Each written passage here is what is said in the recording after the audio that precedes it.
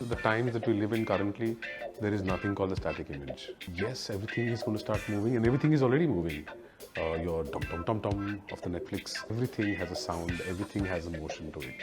As a teacher, I would say, since everything is moving, it becomes even more important that the student has, or an individual, or an artist, or a designer has a very individualistic standpoint.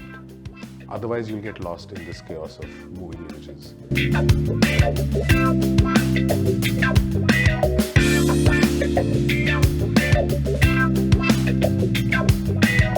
Talking about three books, I would say Cosmic Comics, Italo Calvino, where there is someone who's talking about, I'll just give you a small example of how when the Big Bang happened and all the particles and all the atoms were flying in space. Calvino tells you a story about one particle and another particle, okay, which are flying in the air.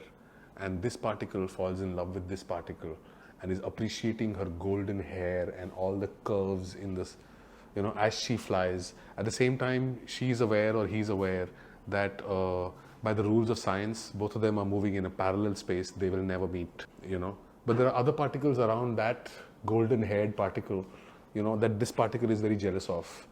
Okay, so getting into spaces of atoms and telling stories which relate but are still too abstract, where the character's name is PQRST because all the names are done.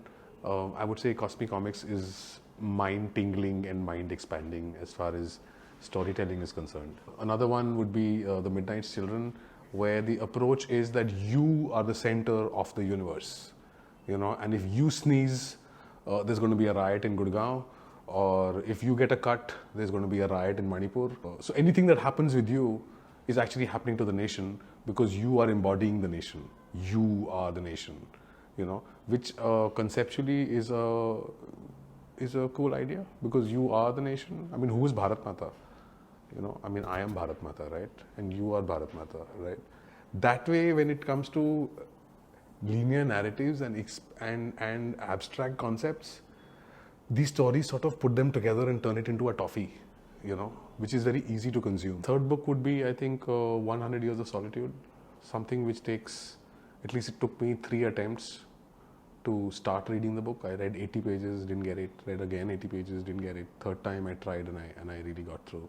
It is the character design, the way things are happening, and then there is a family tree, because it takes you through multiple generations of one narrative, and brilliantly told.